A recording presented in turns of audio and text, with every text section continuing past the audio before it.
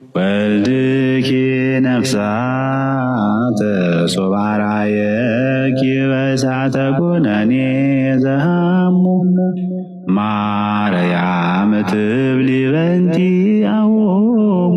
ፍጡር ቤዛ መሆን አይችልም። ይግባችሁ ኦርቶዶክሳውያን፣ ይሄኔ ካልነቃችሁ መቼም ልትነቁ አትችሉም። በእኛ ሲነገር የነበረው ነገር እዛው በጆሮአችሁ በጳጳሳቱ እየተነገራችሁ ስለሆነ የራሳችን ወንጌል የምትሉትን ትታችሁ የእግዚአብሔርን ወይም የኢየሱስ ክርስቶስን ወንጌል ልታምኑ ይገባል። ማርያም ቤዛ አይደለችም። 4 ነጥብ። ደብተራ በአማን ነጸረ ለትዝታው እንኳን ይሄ ኦቨርዶዝ ነው ሲዩ ይናገራሉ። ባለፈው አባ ገብርኤል ከውጭ ወደ ውስጥ በጮሁት ጩኸት ስለ ፊያታዊ ዘየማን አንስተው ትውፊቱን ትርጓሜውን ነቅፈው ሶራ ስክሪፕቱራ አስተምሮ እየተከተሉ መሆናቸውን ጠቁመን ነበር ሲሉ ደግሞ መምህር ዶክተር አባታ ረጋ ሐሳብና ሰፊ የሆነ ሐተታን አስቀምጠዋል። እንደሚከተለው እናጋራቸዋለን። ያ የተቃወሰውና እንግዳ ትምህርት ምንፍቅና ብቻም ሳይሆን ስሙ ድንቁርና ይባላል ብለናልም ሲሉ ይጠቅሳሉ። ታዲያንን ይዞ ትዝታው ሳሙኤል የሚባል ጸጋው የተገፈፈ ልሙጥ በአደባባይ ሲሳለቅ የሚያሳይ ቪዲዮ በማታው ቲክቶክ ላይ ተመለከትኩም። የሚሳለቀው መምህር ዘበነ ለማም ፊያታዊ ዘየማን እመቤታችንን ወደ ግብጽ በተሰደደች ጊዜ በበረሃ ካገኟት ሽፍቶች አንዱ መሆኑንና የልጇን የወርቅ ጫማና ሰባ ሰገል የሰጧቸውን ስጦታም ሽፍቶች ሲቀሟቸው ታድጓቸዋል። ከዚያም የተነሳም ጌታ ቃል ገብቶለታል የሚለውን የመምህር ዘበነን ንግግር እያሰማ በሳቅ ሲንፈራፈር ነበረም። እንዲህ አይነቱ ደፋር ባለማወቁና ባያፍር እንኳን ዝም ማለት ሲገባው ሊሳለቅ ሲሞክር መታለፍ የለበትም። መሰረታዊ ነገር ፊያታዊ ዘየማን በምድር ላይ የኖረ በሞት አፋፍ ላይ እንኳን ሆኖ ስለ ክርስቶስ ለመመስከር ወደ ኋላ ያላለ አስደናቂ ሰው የነበረ መሆኑ ነው። የዚያ ሰው ታሪክ በሁሉም ጥንታዊ አብያተ ክርስቲያናት አገልግሎት ውስጥ ዘወትር የሚታወሰው ዝም ብሎ አይደለም። ባለፈው እንዳልኩት ታሪኩም ይሁን ሐተታው ዘረኞችና ጥራዝ ነጠቆች እንደሚመስላቸው የሆነ ዛፍ ስር የተፈበረከ ልቦለድም አይደለም። በትርጓሜ ወይም በትውፊት የሚወሳ ቤተ ክርስቲያን ታሪካዊ በመሆኗም በሌላ በኩል ደግሞ ከህይወቱ ሰዎች የሚማሩበት ጥቅምም ስላለ በተጨማሪም የራሱ የሆነ ታሪክ ያለው ሰው የነበረ መሆኑን ለማመላከት ነው። ይህ መሰሉ ታሪክን ከልዩ ልዩ ምንጮች እያጣቀሱ ጥንተ ነገሩን አስረድቶ ወደ ምሳሌና ምስጢር መሄድ አንድን ትምህርት ሙሉ ያደርገዋል እንጂ የሚቀንሰው አንዳች ቅንጣት እውነትም የለም። ይህ መጽሐፋዊ ልማድም ነው። ለመሆኑ ፊያታዊ ዘየማን ማን እንደሆነ ታሪክ ምን ይላል? ሴንት ዲስማስ ብላችሁ ብትፈልጉ በሐተታችን ያለነውን ትውፊት በሙሉ ታገኙታላችሁ። ከወንጌላቱ የሉቃስ ወንጌል ብቻም ነው በመንግስት በመጣ ጊዜ አስበኝ ሲለው እውነት እልሃለሁ ዛሬ ከእኔ ጋር በገነት ትኖራለህ አለው። በሉቃስ ወንጌል ምዕራፍ 23 ከቁጥር 39 ላይ ተጽፎ እናገኛለን። ሌሎቹ ወንጌላውያን በሁለት ጌታችን ሽፍቶች መካከል መሰቀሉን ጠቅሰው ስለ ቀኙ ሽፍታ ተጨማሪ ነገር ሳይጠቅሱ ነው ያለፉት። ዘ ጎስፕል ኦፍ ኒቆዲሞስ የተባለ የአራተኛው ክፍለ ዘመን ሥራ በቀኝ ያለውን ሽፍታም ስሙን ዲስማስ ሲለው የግራውን ደግሞ ገስታስ ብሎታል። የሽፍቶቹ ስማቸው የሚለያየው ምንጮቹን ከሚጠቅሱበት ቋንቋ የተነሳ ነው። አንዳንዶች ከአረብኛ፣ ሌሎች ከግሪክ፣ ሌሎች ደግሞ ከላቲን ምንጭ ወስዳሉና የግብጽ ቤተክርስቲያን ከዲስማስ የሚቀራረብ ስም ያላት ሲሆን ስሙም ደማስ ይሉታል። በአንጻሩ የሶሪያው ሐተታ በእኛ ትርጓሜ ላይ ካለው ሐተታ ጋር የሚቀራረብ ነው። ይህ የፊያታዊ ዘየማን በጎ ታሪክ በመካከለኛው ዘመን ስዕላትና ታሪክ ውስጥ ሁሉ የሚወሳ የነበረ ትውፊት ነው። በሁሉም ጥንታዊ አብያተ ክርስቲያናት የቀኙ ሽፍታ ትልቅ ስፍራ ያለው ሲሆን በራሽያ ኦርቶዶክስ ዘንድም ስሙ ራካ ይባላል። ከጥንት አባቶች ዮሐንስ አፈወርቅ፣ ታላቁ ባስልዮስ፣ ኦግስቲኖስ፣ አምብሮስ ዘሚላን፣ ሲፕሪያን፣ ቅዱስ ቄርሎስ ዘኢየሩሳሌምና ሌሎችም በልዩ ልዩ ምክንያት ስሙን ደጋግመው ጠቅሰውታል። አንዳንዶቹ ሽፍታው ከሐዋርያት ቀድሞ ገነት የመግባቱን አስደናቂነት፣ አንዳንዶች የንስሐን ጥቅም ለማሳየት፣ አንዳንዶች ደግሞ በደም የተጠመቀ መሆኑን ለማሳየት አንስተውታል። በካቶሊክ ቤተክርስቲያን ቅድስና ያለው ሲሆን መታሰቢያውም ማርች 25 ይከበራል። በአጭሩ ልብ ወለድ ያወራውና መሳቂያ መሆን ያለበት ፊያታዊ ዘየማን ክርስቶስን ያየው የዚያን ቀን ብቻ ነው፣ መቼም አይቶት አያውቅም ብሎ የልቡን ጉሳቱን የተናገረውና ሳያውቅ በሌላው የሚያላግጥ እንደ ትዝታው ያለ ኮምፒውተር ፊት ተዘርፍጦ ማንበብ የማይችል ማይም ነው ሲሉም እኚህ ዶክተር መምህር አባታ ረጋ ይናገራሉ። ጸጋው ያልተገፈፈና ማስተዋሉ ያለው ሰው ግን የሆነ ነገር ሲያጠራጥረው ምንጭ ይፈልጋል። ከሌሎችም ያለውን ያጣራል። የማይገናኝ ከሆነም ሌሎችን ከየት አመጣችሁት ብሎ ይጠይቃል። ያ ሁሉ ካልሆነም ከተጻፈውና ካነበበው ውጪ እያነበቡ አይናገሩም። ምክንያቱም ባለማወቅና ባልተማረ ነገር ላይ አስተያየት ሲሰጥ ይስታልና በተለይ ደግሞ እንደዚህ በድፍረት ሲሆን ያስንቃልና ነው ሲሉም ዶክተሩ ይናገራሉ። ዛሬ ማለት ነው ዛሬ ከሌሊቱ 10 ሰዓት የገባሁት እስቲ ነገር ሲላጣራ አሉ ገባው። እውነት ነው ብላችሁ ያው እግዚአብሔር ምስክር ልጆች ወልጃለሁ አልዋሻችሁም። ምንም ነገር ለማድረግ አልዋሽም። ኦርቶዶክሳውያን እንዲወዱኝ ብዬ አልቀባባ ምን ለእውነት የቆምኩ ሰው ነኝ። ዛሬ ገባው አጋጣሚ ሆኖ ማህሌት ነበረ። በእውነት ማህሌት ላይ ምን እንደሚነገር ታውቃላችሁ? ኢየሱስ ነው የሚናገር ማህሌት ላይ። እምባዬ ነው የመጣው፣ ግን መግባት አልቻልኩም። ባይተዋር ሆንኩ፣ ብቸኝነት ተሰማኝ። አይ ልጅነት አልሰማሃለኝ እስከምጠመቅ ማለት ነው። አየ ቀኖናዬን ፈጽሜያለሁ ቁርባንን እስከምወስድ ማለት ነው። አያችሁ ልጅነት አልሰማሃለኝ ውስጥ መግባት በቃ እየፈለኩ ከውጭ ሆኜ ማዳመጥ ጀመርኩ። ሌሊት 10 ሰዓት ማለት ነው። በዛ ሰዓት ክርስቶስ ይከብር ነበር በቅዳሴ። እውነት ነው ምላችሁ ክርስቶስ ይከብር ነበር።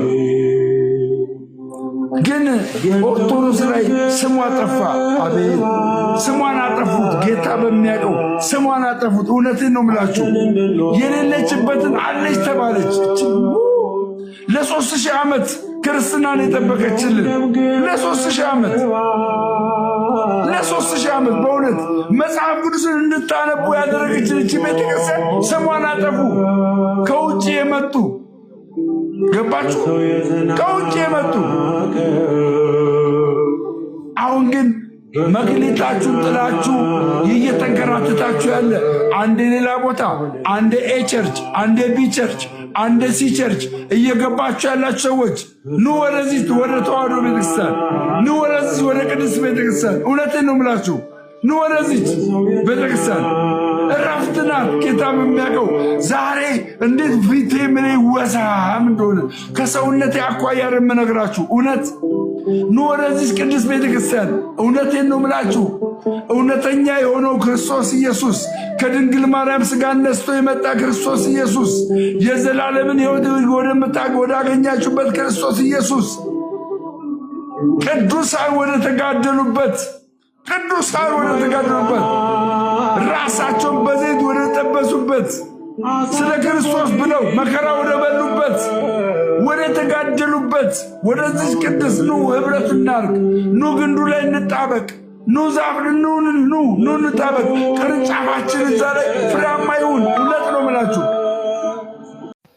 እስቲ ሰይጣን በቁሙ ሊያብድ ሲል ያሳያችሁ። ስሙት።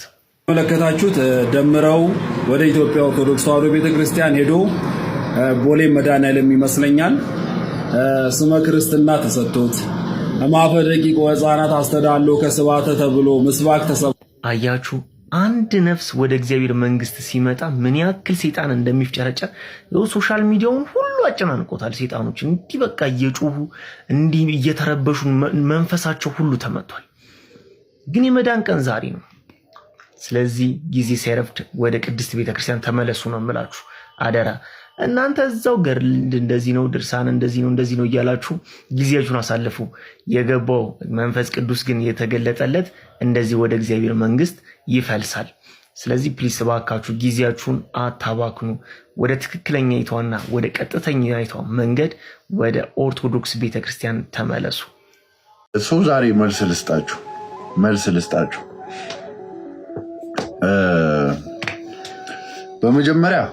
በመጀመሪያ ለደምረው ደስ ብሎኛል። አገልጋይ ደምረው ተጠምቆ ኦርቶዶክስ እንደሆነ አየው፣ ደስ አለኝ ለሱ። ግን እኔን ከሱ ጋር ኮምፔር ማድረጉ ደግሞ አስፈላጊ አይደለም ብዬ አሰብኩኝ። ለምን መሰላችሁ? እኔ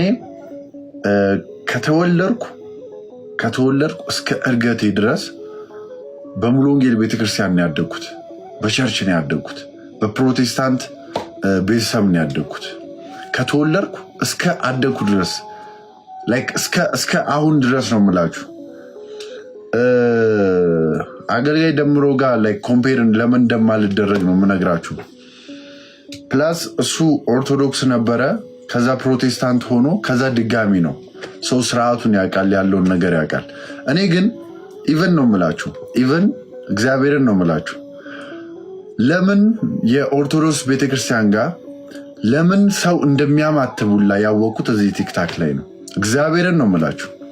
የዚህን ያህል አላቅም ስለ ኦርቶዶክስ የነበረው ነው የምላችሁ። ፕላስ የምሬም ለምንድን ነው ቤተክርስቲያን የሚሳለመው? ላይቭ ላይ እኮ የምጠይቀው ጥያቄ ነው። ለምን ቤተክርስቲያን ይሳለማል? ለምን እንደዚህ ሰው ያማትባል? ኢቨን እስከ ማለት አላቅም። የዚህን ያህል ነው የምላችሁ። አላቅም ነበረ ያደግኩት። እንዴት መሰላችሁ? የኔ አስተዳደግን ሼር ላርጋችሁ። የኔ አስተዳደግ ከእናቴ ጋር ያደግኩት፣ እናቴን ያሳደገችኝ። ሰው ትምህርት ቤት አለ፣ ከትምህርት ቤት ቤት አለ፣ ከቤት ቸርች፣ ከቸርች ትምህርት ቤት፣ ከትምህርት ቤት ቤት ቸርች። ይሄ ነበር የኔ ሰርክል እና ብዙ ነገርን ይሄ ላይክ ስለ እስልምናም ስለ ኦርቶዶክስ ብዙ አላቅም የነበረውን ነው የምላችሁ። ይሄ ላይክ ከልጅነቴ እስከ ቲክታክ ላይ እነፈለገ እና ኬን እነ ልደትን ከማወቄ በፊት የነበረው ላይፍ ስታይል ነው የምነግራችሁ። ቸርች ኳየር ኪቦርድ ጫወታለሁ፣ ቸርች ውስጥ እዘምራለሁ። በእንደዚህ አይነት ስርዓት ነው ያደግኩት እና አሁን ቲክታክ ላይ መጣው። ቲክታክ ላይ ወንድሞችን ጠየቅኩኝ፣ ስለ ኦርቶዶክስ አወቅኩኝ።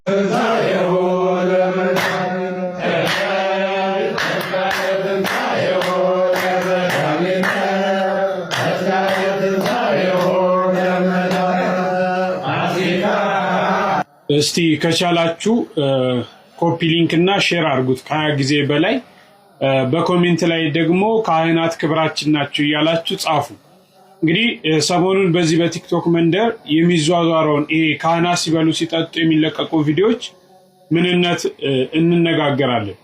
በመጀመሪያ ግን ግብረ ሰላም ማለት ምን ማለት እንደሆነ ማወቅና መመልከት አለብን ማለት ነው። እንግዲህ ግብረ ሰላም ማለት ገብረ ሰላመ ወይም ደግሞ መድኃኔ ዓለም ኢየሱስ ክርስቶስ በመስቀሉ ሰላም አደረገልን ማለት ነው። ታዲያ ካህናት አባቶቻችን ይህንን ብስራትና ይህንን የምስራች ይዘው በዚህ በበዓለ ሃምሳ ወቅት ከቤተ እግዚአብሔር ወደ ምዕመናን ቤት አዋጅ አዋጅ በማለት ይሄዳሉ ማለት ነው። በዚህ በበዓለ ሃምሳ ወቅት ለምንድን ነው የሚሄዱት? ትንሣኤውን ያበስራሉ። ይህም ደግሞ ሚስጥር አለው። ወደ ምዕመናኑ ቤት መሄዳቸው፣ ትንሣኤውን ማብሰራቸው ሚስጥር አለው። ይሄ ምንድነው ካልን ጌታችንና አምላካችን መድኃኒታችን ኢየሱስ ክርስቶስ ተሰቅሎ ሞቶ ወደ መቃብር በወረደ ጊዜ ሐዋርያቱ ድንጉፃን ነበሩ፣ ፈርተው ነበር። በኋላም ደግሞ በሶስተኛው ቀን ከሙታን ተለይቶ በመነሳት ትንሣኤውን ባበሰራቸው ጊዜ ሐዋርያቱ ደስታ አድርገዋል ማለት ነው። ሐሴት ተሰምቷቸዋል። በዚህ መሰረት ካህናት የክርስቶስን ትንሣኤ ይዘው ለሐዋርያት ምሳሌ ለሆኑት ምዕመናን ክርስቶስ ተነስቷል እያሉ ያበስራሉ፣ ብስራቱን ይናገራሉ ማለት ነው። ወደ ምዕመናኑ ቤት በመጓዝ ምዕመናን በክርስቶስ ትንሣኤ ደስ በመሰኘት ደግሞ አቅማቸው በቻለ መልኩ ማዕድ አዘጋጅተው ካህናትን እነዚህ የቤተክርስቲያን አገልጋይ የምንላቸውን በየቤታቸው በመጥራት የትንሣኤውን በረከት በአንድ ላይ ያከብራሉ ማለት ነው። ይህም ግብረ ሰላም ይባላል። በሌላ በኩል ግብረ ሰላም ምንድነው ካለን ምዕመናን የክርስቶስን ተስካር አወጣን በማለት ይሄም ስለ ግርፋቱ፣ ስለ መንገላታቱ፣ ስለ መሰቀሉ፣ ስለ መሞቱ እነዚህን ነገሮች በማሰብና በማዘን የክርስቶስ ምሳሌ የሆኑትን ካህናት በመጥራት ያከብሩታል። በአንጻሩ ካህናት ምዕመናን አይዟችሁ ክርስቶስ ምንም መከራ ቢቀበል ቢሞት ከሞተ አልቀረም፣ በመቃብር ውስጥ አልቀረም፣ ከሙታን ተለይቶ ተነስቷል በማለት ደስታን ያበስራቸዋል ማለት ነው። ትንሣኤውንም ይሰብኩላቸዋል፣ ያረጋጋቸዋል። ግብረ ሰላም ካህናት በሌሉበት አይደረግም። ቢደረግም ደግሞ ግብረ ሰላም አይባልም። ለምን ካልን ካህናት የክርስቶስ ምዕመናን የሐዋርያት ምሳሌዎች ናቸው እዚህ ላይ ማለት ነው። እና ብስራት ያለ ክህነት የለም። ካህናት ያበስራሉ፣ ምዕመናን ደግሞ ይበሰራሉ ማለት ነው። የግብረ ሰላም ዓላማውን ስንመለከት መብላትና መጠጣት አይደለም። የክርስቶስን ሞት፣ የክርስቶስን እንግልት፣ የክርስቶስን ስቅለት ብሎም ደግሞ ትንሣኤውን ለማሰብ የሚዘጋጅ ዝክር ነው። ይህንን በማሰብ የሚዘጋጅ ዝክር ነው ማለት ነው። በግብረ ሰላም ወቅት ምዕመናን አስፈላጊውን ዝግጅት ካደረጉ በኋላ እንዳልኳችሁ ካህናትን በክብር ተጠርተው እንዲገኙ ይደረጋል። የቀረበላቸውን ከተመገቡ በኋላ በሊቃውንቱ በካህናቱ በመምህራኑ ጣዕመ ዝማሬ ወረብ ሊቀርብ ይችላል። ቅኔ ይቀርባል። ስለ ክርስቶስ ትንሣኤ የሚዘክሩ ወረቦች፣ ቅኔዎች ይቀርባሉ ማለት ነው። የዚህም ደግሞ ጥቅም ምንድነው ካለ ሰፊ ጥቅሞች አሉት። በጣም ሰፊ ጥቅሞች አሉት። ለአብነት ያህል ስለ ክርስቶስ መንገላታት፣ ስለ ክርስቶስ መሰቀል፣ መሞት ብሎም ክርስቶስ በመካከላችን ሰላም አደረገ፣ ደስታ ሆነ በማለት እንዳልኳችሁ ካህናቱ ከተገኙ መምህራኑ ከተገኙ ግብረ ሰላም ማድረግ ምን ያስገኛል? በረከተ ስጋንና በረከተ ነፍስን ያሰጣል ማለት ነው። ይሄንን ያስገኛል ማለት ነው። ስለዚህ በምዕመናንና በካህናት መካከል ያለውንም ግንኙነት እጅግ ያጠናክረዋል ማለት ነው። ታዲያ ይሄ ሆኖ ሳለ አሁን ግን የምናየው አሳዛኝ ነገር ሆኗል። ለካህናት ለክብራቸው የሚቀርቡ የተለያዩ ነገሮችን በመቅረጽ ቤተክርስቲያን አብስተን እንድንበላ አብስተን እንድንጠጣ አልፎም እንድንሰክር የምታስተምር አድርገው በተለያዩ ሶሻል ሚዲያዎች እየቀረጹ ሲለቁ እንመለከታለን። ካህናት አብስተው እንደሚመገቡ በሚያሳዝን መልኩ ደግሞ እየተናገሩ ይገኛል። ይሄ ባይዘው እነዚህ አይነት የሚለቀቁ ቪዲዮዎች ማንንም አያንጽ። ይልቅ እንደዚህ አይነት ቪዲዮዎች ቀርጾ መለጠፍ ምንም አይነት ፋይዳ ስለሌለው አንዳንዴ ብናስብ ቆም ብለን ካህናት አባቶቻችን ሲመገቡ ኃጢአት፣ እኛ አብስተን ስንመገብ ደግሞ እንደ ጽድቅ የሚቆጠርበት ጊዜ ላይ ደርሰናል። እነሱ ካህናት አባቶቻችን ስጋ ለባሽ መሆናቸው ሁሉ የተዘነጋ ይመስልኛል። እኛ በቤታችን እኮ ከምናቀርብላቸው አንፃር እግዚአብሔር የሰጣቸው ጸጋ እጅግ ይበልጣል። ስለዚህ እንደዚህ አይነት ቪዲዮዎች እየቀረጻቸው የምትለቁ አካላቶች ምንም ጥቅም ስለሌለው አትቅረጹ። ሁለትም ደግሞ በየቤታችሁ የተለያየ ነገር ለካህናት ለክብራቸው ብላችሁ የምታቀርቡትን ነገር አንዳንዴ በመጠንም ይሁን ሁለተኛም ደግሞ ቪዲዮዎች አስፈላጊ አይደለም። ነገር ግን ግብረ ሰላም ማለት የዚህ መጽሐፍ ቅዱሳዊ እንደሆነ ቤተክርስቲያን በስርዓት ዝም ብሎ በዘልማር ሳይሆን ይህንን በማሰብ የሚዘጋጅ መሆኑን አስቡና በረከታችሁን ብትቀበሉ በረከት ብታገኙበት የተሻለ ነው የሚል እምነት አለኝ። ለብዙዎች እንዲደርስ በደንብ ኮፒ ሊንክና ሼር አድርጉ።